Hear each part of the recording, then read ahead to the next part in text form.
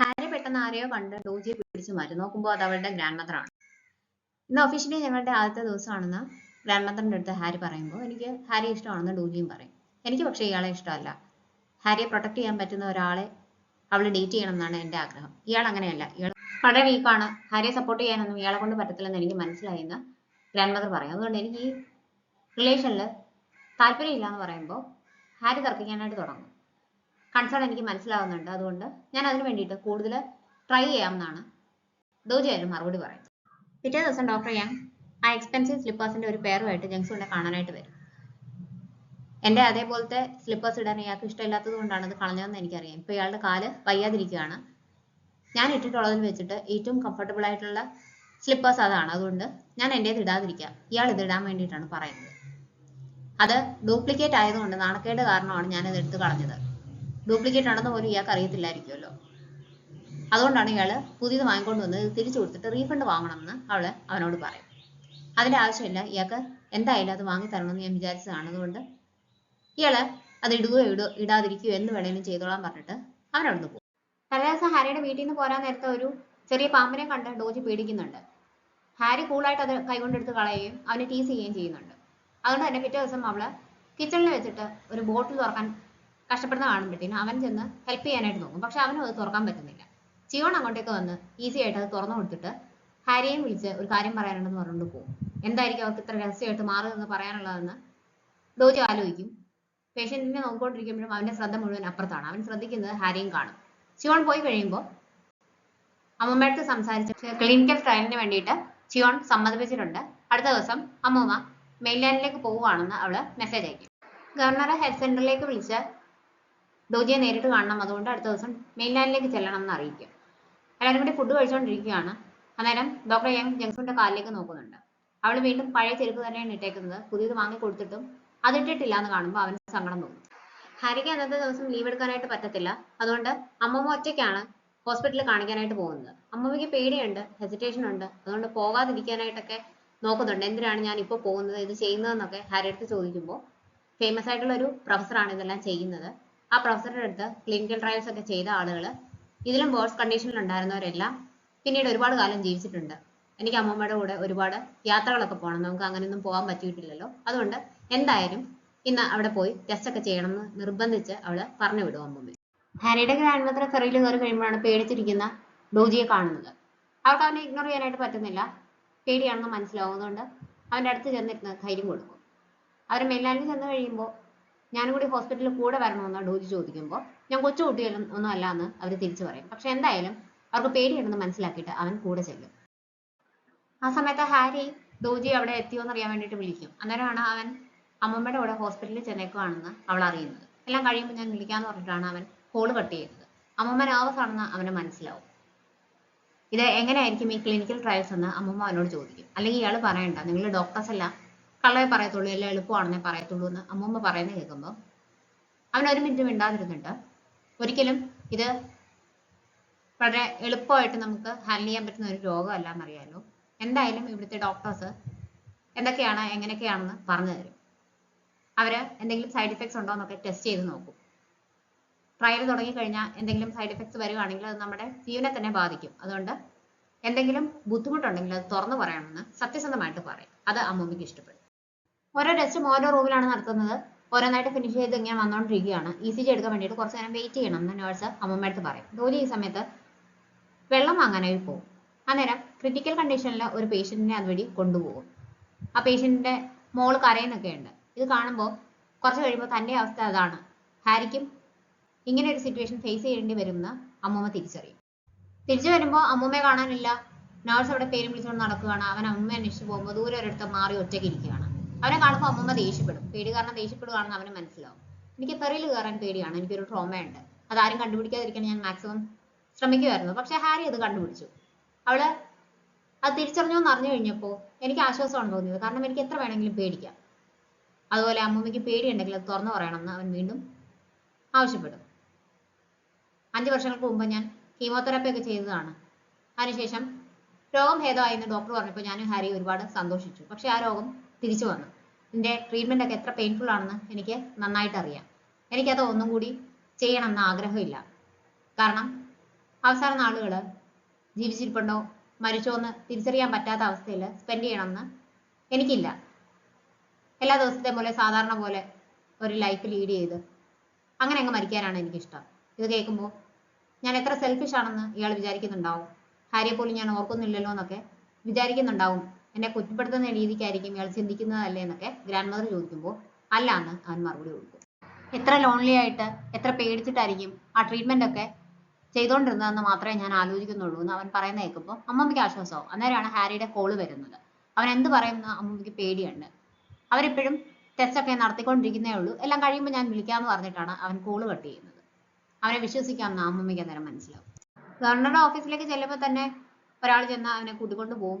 അവൻ ഗവർണറുടെ റൂമിലേക്ക് കയറുമ്പോഴത്തേക്കും അവിടെ നിറയെ ഫോട്ടോഗ്രാഫേഴ്സും പ്രസ്സിൽ നിന്നുള്ള ആളുകളും എല്ലാം ഗ്രീറ്റ് ചെയ്യാൻ വേണ്ടിയിട്ട് നിൽക്കുകയാണ്. എന്താണ് സംഭവം എന്ന് അവന് മനസ്സിലാവുന്നില്ല.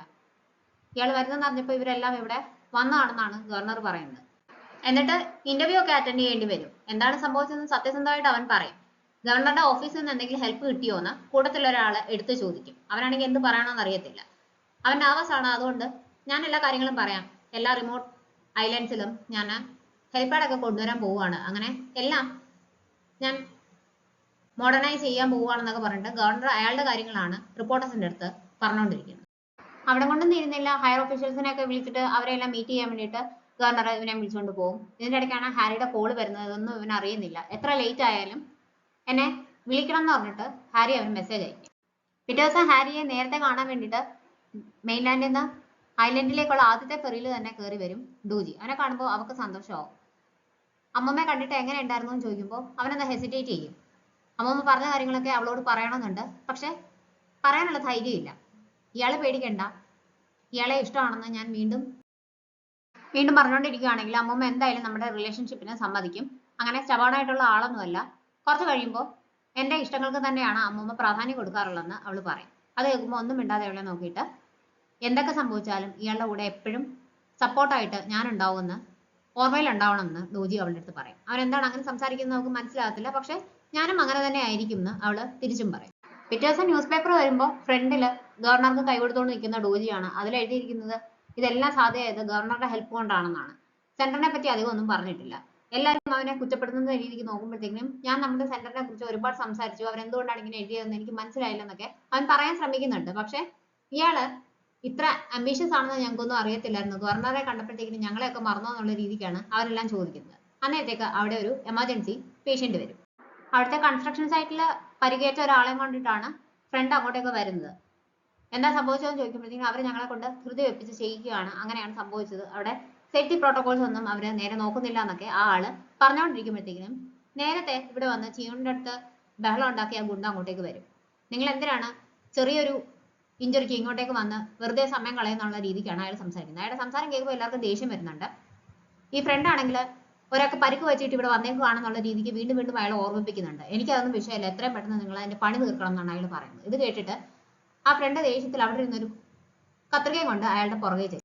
ഒരു മനുഷ്യജീവന് ഇത്രയും വിലയുള്ള നിങ്ങളോട് ഞങ്ങളെ റഷ് ചെയ്യിക്കരുത്, ഇങ്ങനെ അപകടമൊക്കെ ഉണ്ടാവുമെന്ന് എത്ര വർഷം പറഞ്ഞാണെന്നൊക്കെ പറഞ്ഞ് ആ ഫ്രണ്ട് ദേഷ്യപ്പെടുമ്പോഴത്തേക്കും ഇയാൾ വീണ്ടും വീണ്ടും ഈ ജോലിക്കാരനെ പ്രൊവോക്ക് ചെയ്യുന്ന രീതിക്കാണ് സംസാരിക്കുന്നത്. അത് കേൾക്കുമ്പോൾ അയാൾക്ക് പിന്നെ ദേഷ്യം കൂടും.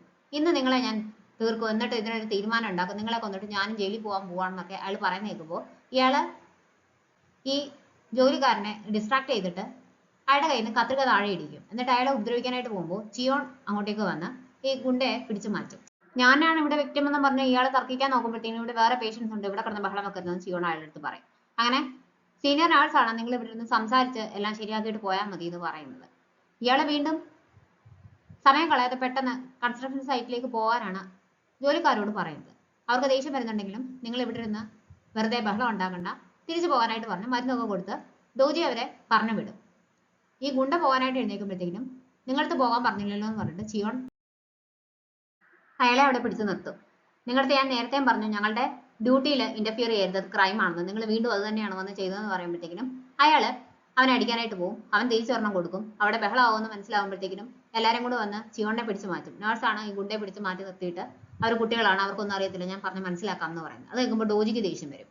അവിടെ പ്രശ്നമാണെന്ന് മനസ്സിലാക്കിയിട്ട് നേഴ്സ് പെട്ടെന്ന് തന്നെ അയാളെ അവിടുന്ന് പറഞ്ഞു വിടും. ഇത് ഓൾറെഡി ഞാൻ 2 തവണ നിങ്ങൾക്ക് വാണിംഗ് തന്നു, മൂന്നാമത്തെ പ്രാവശ്യം ഇങ്ങനെ സംഭവിക്കുകയാണെങ്കിൽ ഞാനത് പോട്ടെന്ന് വെക്കത്തില്ലെന്ന് ചിയോണും അയാളുടെ അടുത്ത് പറയും. വെറുതെ ഇവിടെയുള്ള ആളുകളുടെ അടുത്ത് പ്രശ്നത്തിന് പോകരുത്, എന്ത് സംഭവിച്ചാലും മിണ്ടാൻ നിൽക്കണമെന്ന് ഞാൻ നിങ്ങളോട് പറഞ്ഞതല്ലേ. അയാൾക്ക് ആരുമായിട്ടാണ് കണക്ഷൻ ഒന്നും എനിക്കറിയത്തില്ല. അയാൾ ഇവിടെ വന്നപ്പോൾ തന്നെ ഇവിടുത്തെ ഫിഷറീസ് കോർപ്പറേഷന്റെ മെയിൻ ആളായിട്ടുണ്ട്. ഇവിടുത്തെ ആളുകൾക്കൊക്കെ പലിശയ്ക്ക് കടം കൊടുക്കുന്നത് അയാളാണ്. അയാൾ ഏതെങ്കിലും രീതിയിൽ നമ്മൾ ദേഷ്യപ്പെടുത്തുവാണെങ്കിൽ എങ്ങനെ അത് നെഗറ്റീവായിട്ട് നമ്മളെ ബാധിക്കുമെന്ന് എനിക്ക് അറിയത്തില്ല എന്നൊക്കെ പറഞ്ഞിട്ട് നോർത്ത് സാങ് അവരോട് ദേഷ്യപ്പെടും. ഞാൻ തെറ്റ് ചെയ്തെന്നാണോ പറയുന്നതെന്ന് ജിയോൺ ചോദിക്കും. നമ്മുടെ സെന്ററിന് വേണ്ടിയിട്ടല്ലേ ചെയ്തതെന്ന് ഡോക്ടർ യങ്ങും ചോദിക്കും. നിങ്ങൾക്ക് ഇതൊക്കെ പറയുകയും ചെയ്യുകയും ചെയ്തിട്ട് 1 വർഷം കഴിയുമ്പോൾ അങ്ങ് പോയാൽ മതി. പക്ഷെ അതിനുശേഷം ഞങ്ങൾ ഇവിടെ ജീവിക്കേണ്ടവരാണ്, സഫർ ചെയ്യാൻ പോകുന്നത് ഞങ്ങളാണ് എന്ന് ഡോക്ടർ ഹാങ് പറയുമ്പോഴത്തേക്കും കൺസേൺസ് ഒക്കെ എനിക്ക് മനസ്സിലായി, ഞാൻ ചെയ്തത് തെറ്റാണെന്ന് പറഞ്ഞിട്ട് ഹിയോൺ അവന്റെ റൂമിലേക്ക് പോകും. അങ്ങനെ ഡോക്ടേഴ്സും നഴ്സസും രണ്ട് സൈഡിലാവും. സൂപ്പർ മാർക്കറ്റിൽ ചെല്ലുമ്പോൾ ആരും അറിയാതെ അവർ തമ്മിൽ എന്താണ് സംസാരിച്ചതെന്ന് ഡോജിയും ഹാരിയും പരസ്പരം പറയുന്നുണ്ട്. പിറ്റേ ദിവസം അടുത്ത വർഷത്തേക്കുള്ള സാധനങ്ങളൊക്കെ ഓർഡർ ചെയ്യണം, അതിന് വേണ്ടിയിട്ടുള്ള ലിസ്റ്റ് തരണം എന്ന് നഴ്സ് വാങ് പറയുന്നുടനെ ഡോജി ആ ലിസ്റ്റ് ഫില്ല് ചെയ്യാനായിട്ട് വാങ്ങിക്കാൻ പോകും. ബാക്കി രണ്ടുപേരും വേണ്ടാന്ന് അവനെ സിഗ്നൽ കാണിക്കും. ഞങ്ങൾ മുൻകൂട്ടി എങ്ങനെ അറിയാനാണെന്ന് അന്നേരം അവൻ തിരിച്ചു ചോദിക്കും. ഇതുവരെ എല്ലാവരും അങ്ങനെയാണ് ചെയ്തുകൊണ്ടിരുന്നതെന്ന് ഹാരി പറയുമ്പോൾ അത് മുൻകൂട്ടി പറയാനായിട്ട് ഞങ്ങൾക്ക് അറിയത്തില്ല എന്ന് അവൻ പറയും. അതെങ്ങനെയാണ് ചെയ്യേണ്ടതെന്ന് അവൾ പറഞ്ഞു കൊടുക്കാനായിട്ട് തുടങ്ങുമ്പോൾ ജങ്സൂൺ സമ്മതിക്കത്തില്ല. അങ്ങനെ ആകെ പ്രശ്നമാവും. ഇതിന്റെ ഇടയ്ക്ക് അവിടെ ഒരു ഫാക്സ് വരുന്നുണ്ട്, അതാരും കാണുന്നില്ല, അത് താഴെ പോകും. ഹാരിയാണ് പിന്നീട് അത് തറയിൽ കിടക്കുന്നത് കാണുന്നത്. ഡോജിയെ ഗവർണറുടെ ഓഫീസിനടുത്തുള്ള പബ്ലിക് ഹെൽത്ത് സെന്ററിലേക്ക് റീഅസൈൻ ചെയ്തുകൊണ്ടുള്ള ഫാക്സ് ആയിരുന്നു അത്. അവനിതിനെപ്പറ്റി സംസാരിക്കാനായിട്ട് മിസ്റ്റോയെ വിളിക്കും. ഗവർണർക്ക് ഇയാളെ ഇഷ്ടപ്പെട്ടതുകൊണ്ടാണ് ഇത്ര പെട്ടെന്ന് ഇങ്ങോട്ടേക്ക് റീഅസൈൻ ചെയ്തത്. ഇയാളൊരു സിവിൽ സർവന്റ് ആണ്, അതിലുപരി ഇപ്പോൾ മിലിറ്ററിയിൽ സർവ് ചെയ്തുകൊണ്ടിരിക്കുകയാണ്. അപ്പോൾ അത് പറ്റത്തില്ല ഇത് പറ്റത്തില്ല എന്നൊന്നും പറയാനുള്ള സ്പേസോ സ്വാതന്ത്ര്യമോ ഒന്നും ഇയാൾക്കില്ല. അവരെന്ത് പറഞ്ഞാലും അത് അനുസരിക്കാനുള്ള ബാധ്യത ഇയാൾക്കുണ്ട്. അതുകൊണ്ട് നാളെ തന്നെ വന്ന് ഇവിടെ റിപ്പോർട്ട് ചെയ്യണം എന്നാണ് മിസ്റ്റോയ് അവനോട് പറയുന്നത്.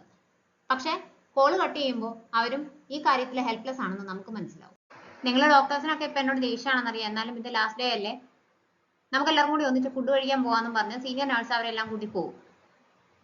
നിങ്ങൾ 1 വർഷം കഴിഞ്ഞ് ഇവിടുന്ന് പോകുന്നത് കൊണ്ടാണ് ഇങ്ങനെയൊക്കെ ബിഹേവ് ചെയ്യുന്നതെന്ന് ഞാൻ അറിയാതെ പറഞ്ഞു പോയതാണ്, മനഃപൂർവ്വം അല്ല. അതിന്റെ പേരിൽ എന്നോട് ദേഷ്യം വെച്ചുകൊണ്ടിരിക്കരുത്, അതൊക്കെ മറന്നു കളയണം, എന്തെങ്കിലും ദേഷ്യം ഉണ്ടെങ്കിൽ എല്ലാം ഇവിടെ വെച്ച് അവസാനിപ്പിച്ചിട്ട് വേണം പോകാൻ എന്നൊക്കെ നഴ്സ് പറയും. അവരെന്തുകൊണ്ടാണ് അങ്ങനെ പറഞ്ഞതെന്ന് അവർക്കൊക്കെ മനസ്സിലായിട്ടുണ്ടായിരുന്നു. അതുകൊണ്ട് തന്നെ അവർക്കാർക്കും പ്രശ്നമില്ല. വന്ന ദിവസം ഒരു സ്പെഷ്യൽ ഡിഷാണെന്ന് പറഞ്ഞിട്ട് ഒരു ഫിഷ് കറി കിട്ടിയിട്ടുണ്ടായിരുന്നല്ലോ, അത് ഡോജിക്ക് ഇഷ്ടപ്പെട്ടിട്ടുണ്ടായിരുന്നില്ല. അതേ ഫിഷ് കറിയാണ് പോകുന്ന ദിവസവും സ്പെഷ്യലായിട്ട് അവന് പ്രിപ്പയർ ചെയ്ത് കിട്ടുന്നത്. എല്ലാവരുടെയും ഫ്രണ്ടിൽ വെച്ച് അതിനി എങ്ങനെ കഴിക്കാൻ പറ്റത്തില്ലല്ലോ എന്നൊക്കെ ആലോചിച്ച് അവൻ കഴിക്കാനായിട്ട് ശ്രമിക്കുമ്പോൾ അവന് തന്നെ അത്ഭുതം തോന്നും. ആ ദിവസം ഇഷ്ടപ്പെട്ടില്ലെങ്കിലും അന്ന് അവനത് നല്ല ടേസ്റ്റ് ആയിട്ട് തോന്നും. ജങ്സൂൺ ഒരുപാട് സോജു കുടിച്ച് ബോധമില്ലാത്തത് കൊണ്ട് ഡോക്ടർ യങ് ആണ് അവളെ തിരിച്ച് വീട്ടിലേക്ക് കൊണ്ടുവരുന്നത്. ഇയാൾ എന്തിനാണ് ഇത്രമാത്രം കുടിച്ചത്, ഡോക്ടർ ഡോ പോകുന്നതിൽ ഇത്രയ്ക്ക് സങ്കടമാണോ എന്ന് അവൻ ചോദിക്കും. ഞാൻ കുടിച്ചാലും ഇല്ലെങ്കിലും ഇയാൾക്ക് എന്താണ്, എല്ലാവരും ഇവിടെ വരുന്നത് പോകാൻ വേണ്ടിയിട്ടാണ്, എല്ലാവരും പോകത്തില്ല എന്നൊക്കെ പറയുമെങ്കിലും ഇവൻ ചൊല്ലി എല്ലാവരും ഈ ഐലൻഡ് വിട്ടു പോകും എന്നൊക്കെ അവള് പരാതി പറയും.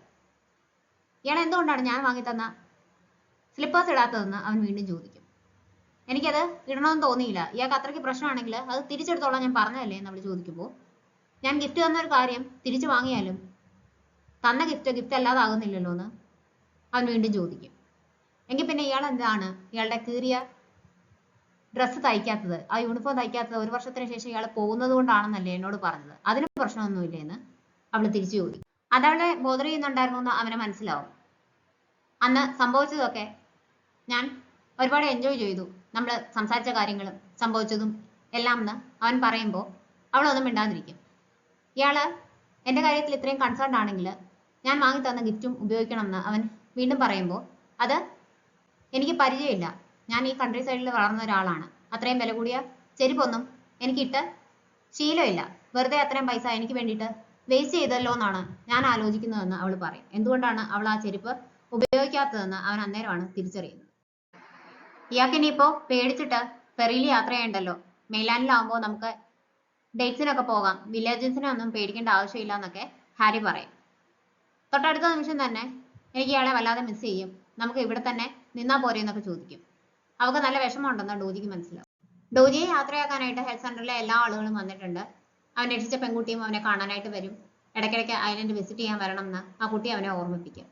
നോക്കുമ്പോൾ ദൂരെ മാറി ഹാരിയുടെ അമ്മൂമ്മയും നിൽക്കുന്നത് അവൻ കാണുന്നുണ്ട്. അവിടെ ചെന്ന് കഴിയുമ്പോൾ പുറകെ ഫോട്ടോഷൂട്ട് സെഷൻസ് ഒക്കെ അറ്റൻഡ് ചെയ്യുകയാണ് ഡോജി. പേഷ്യൻസിന്റെ ചാർട്ടൊന്നും കിട്ടിയിട്ടില്ല എന്ന് അവൻ പറയുമ്പോൾ അതിനെക്കുറിച്ചൊന്നും ഓർത്ത് വിഷമിക്കേണ്ടെന്നാണ് മിസ്റ്റോയ് അവൻ്റെ അടുത്ത് പറയുന്നത്. അവനെ അവിടെ കൊണ്ടുവന്നത് ഇതൊക്കെ ചെയ്യാനും ഗവർണറുടെ കൂടെ ഇന്റർവ്യൂസ് ഒക്കെ അറ്റൻഡ് ചെയ്യാനാണെന്ന് ഡോജി തിരിച്ചറിയും. ഹാരി ഹെൽത്ത് സെന്ററിലേക്ക് വരുമ്പോൾ അവളെ വെയിറ്റ് ചെയ്ത് ചിയോൺ അവിടെ നിൽപ്പുണ്ടാവും. എനിക്ക് ഒരു അത്യാവശ്യ കാര്യം സംസാരിക്കാനുണ്ടെന്ന് വളരെ സീരിയസ് ആയിട്ടാണ് അവൻ ഹാരി അടുത്ത് പറയുന്നത്. ഡോജി ഹാരിയെ വിളിക്കുന്നുണ്ട്. അവൾ കോൾ അറ്റൻഡ് ചെയ്യുന്നില്ല. ബിസിയാണോ, ഇത് കാണുമ്പോൾ തിരിച്ചു വിളിക്കണം എന്ന് പറഞ്ഞ് അവൻ മെസ്സേജ് അയക്കും. രാത്രിയായിട്ടും ഹാരി തിരിച്ചു വിളിക്കുന്നില്ല. പോർട്ടിലെ കൺസ്ട്രക്ഷൻ സൈറ്റിൽ ഒരാൾക്ക് പരിക്ക് പറ്റിയെന്ന് പറഞ്ഞ് ഹെൽത്ത് സെന്ററിലേക്ക് കോള് വരും. അങ്ങനെ അവരെല്ലാം കൂടി അങ്ങോട്ടേക്ക് ചെല്ലും. അയാളെ ചികിത്സിച്ച് തുടങ്ങുമ്പോഴത്തേക്കിനും ഡോജി അങ്ങോട്ടേക്ക് വരും. അവിടെ വെച്ച് അവരെല്ലാം കൂടി ഒന്നിച്ച് അയാളെ ട്രീറ്റ് ചെയ്തിട്ടാണ് മെയിൻലാൻഡിലെ ഹോസ്പിറ്റലിലേക്ക് പറഞ്ഞു വിടുന്നത്.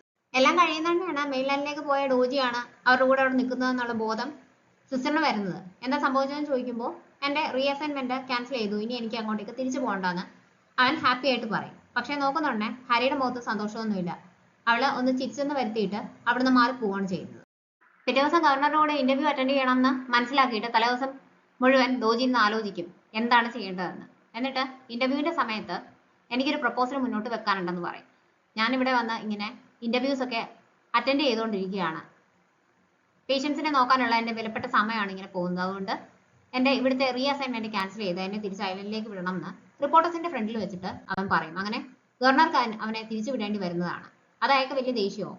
അവനെ വെറുതെ വിടത്തില്ല, ഏത് രീതിയിലായാലും ഇതിനുള്ള ശിക്ഷ ഞാൻ അവന് കൊടുത്തിരിക്കും എന്നൊക്കെ അയാള് മിസ്റ്റോയുടെ അടുത്തെല്ലാം ദേഷ്യപ്പെടും. വീണ്ടും ഇങ്ങോട്ടേക്ക് വരാതെ നല്ല ഏതെങ്കിലും സ്ഥലത്തേക്ക് പോസ്റ്റിംഗ് ചോദിച്ചുകൂടായിരുന്നോ എന്ന് ഡോക്ടർ യങ് അവൻ്റെ അടുത്ത് ചോദിക്കും. പക്ഷെ അവൻ നോക്കുമ്പോൾ ഹാരി ഈ സംഭാഷണത്തിലൊന്നും വലിയ താല്പര്യം കാണിക്കാതെ അവിടുന്ന് എഴുന്നേറ്റ് പോവുകയാണ്. എന്താണ് കാര്യമെന്ന് അറിയാൻ അവൻ പുറകെ ചെല്ലും. ഞാൻ പെട്ടെന്ന് തിരിച്ചു വന്നതിന്റെ ഷോക്കാണോ, എത്ര മെസ്സേജ് അയച്ചു, എന്റെ കോൾസ് ഒന്നും അറ്റൻഡ് ചെയ്യാതിരുന്നത് എന്താണ്, ബിസിയാണെന്ന് എനിക്കറിയാം, എപ്പോഴെങ്കിലും മെസ്സേജിന് ഒരു റിപ്ലൈ തന്നുകൂടായിരുന്നോ എന്നൊക്കെ ഡോജി ഹാരി അടുത്ത് ചോദിച്ചു. അമ്മമ്മ ഇനി ചികിത്സയായിട്ട് മുന്നോട്ട് പോകുന്നില്ല, എല്ലാം അവസാനിപ്പിച്ചു എന്ന് അറിഞ്ഞപ്പോ എന്തുകൊണ്ട് എന്നെ അറിയിച്ചില്ല എന്ന് ഹാരി ഡോജി അടുത്ത് ചോദിക്കും. അത് അറിഞ്ഞിട്ട് ചിയോണാണ് ഹാരി അടുത്ത് അത് പറഞ്ഞു കൊടുക്കുന്നത്.